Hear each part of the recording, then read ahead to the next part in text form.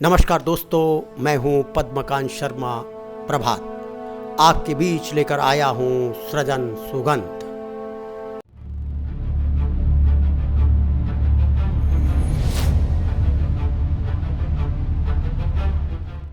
हमारी आज की मेहमान हैं डॉक्टर कीर्ति काले, अंतर्राष्ट्रीय ख्याति प्राप्त कवयित्री और मंच संचालिका।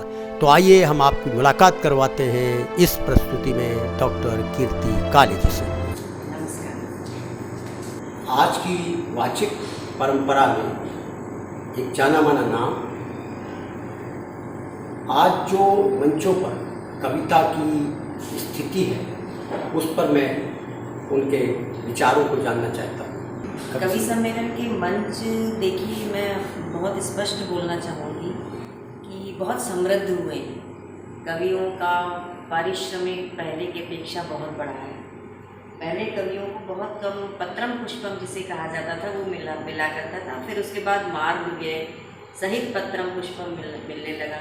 कवियों को एक धर्मशाला में रुका दिया जाता था, कवि सम्मेलन होता था, उसके बाद गोष्ठियाँ भी होती थी जी।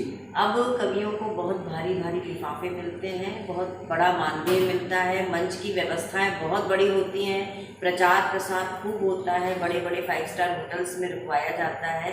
लेकिन ह्रास हुआ है कवि सम्मेलन में कविता की स्थिति का। मैं बिल्कुल निष्पक्ष रूप से कहना चाहूँगी कि जब मैं कवि सम्मेलन में आई थी, कवि सम्मेलन की दुनिया में, यानी मैंने कभी कवि सम्मेलन में कवि 2 तरह से एंट्री करने लगे हैं। पहले जो कवि कविता लिखते हैं उनको धीरे धीरे पहले वो गोष्ठियों में जाया करते थे और गोष्ठियों के माध्यम से फिर वो कवि सम्मेलन के मंचों तक पहुँचते थे। अभी भी 2 तरह से कवि या कवित्रियाँ आते हैं। पहले वो होते हैं जो गोष्ठियों के माध्यम से पहुंचते हैं, दूसरे होते हैं जो मंच की चकाचौंध और उसका पैसा देखकर कवि सम्मेलन में आते हैं और कविता से उनका कोई लेना देना नहीं होता।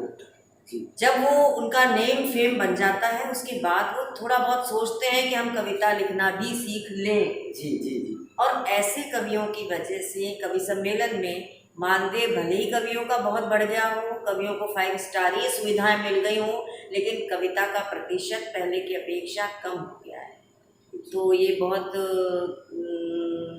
निराशाजनक स्थिति है। लेकिन अभी भी लोग बहुत अच्छे हैं कवि सम्मेलन में। मैं हूँ, इतने वर्षों से लोग मुझे बुला रहे हैं और मैं सिर्फ कविता ही सुनाती हूँ, तो बड़ी आशाजनक स्थिति है। वो डॉक्टर शिवो बम्बर जी रहे हैं, डॉक्टर कुंवर बेचैन जी रहे हैं, नीरज जी रहे हैं, और आज के समय में भी गजेंद्र प्रियांशु हैं जो बहुत अच्छा लिखते सुनाते हैं, कमल आग्नेय हैं। आपने अपनी जगह कविता जगत में और वाचिक परंपरा में खुद बनाई है, स्वयं आपने एक नया रास्ता गढ़ा है और आज मंच पर अपने दमखम से स्थापित है। मैं उन्हीं से जानना चाहता हूँ कि नई पीढ़ी के जो हमारे कवि आ रहे हैं उनके लिए आपका क्या संदेश है? नई पीढ़ी में बहुत ऊर्जा है और हमेशा जो युवा शक्ति आती है वो ऊर्जावान होती है, लेकिन कई बार वो दिशाहीन हो जाती है। मार्गदर्शन उसके लिए बहुत आवश्यक होता है। नई पीढ़ी में सब कुछ बहुत अच्छा है। पद्मकांत जी, आप तो एक इतनी बड़ी पत्रिका के संपादक हैं, सब जानते हैं। नई पीढ़ी बहुत ऊर्जावान है, लेकिन बस थोड़ी सी धैर्य की कमी। और आजकल तो सोशल मीडिया इतना प्रभावशाली हो गया है कि कोई भी आपको ना गाइड करे या कुछ भी करे, आप अपना नाम बना सकते हैं, लोगों में पहचान बना सकते हैं। लेकिन पहले जो एक संपादक की छलनी हुआ करती थी, उसमें से छन कर प्रतिभाएं आगे निकलती थी, तो उनमें निखार आ जाता था। तो आजकल वो छलनी निकल चुकी है। तो नई पीढ़ी के लिए बस मैं केवल यही कहूँगी कि आप बहुत प्रतिभाशाली हैं, बहुत योग्य हैं, लेकिन थोड़ी सी धैर्य की आवश्यकता है। धैर्यपूर्वक चलें।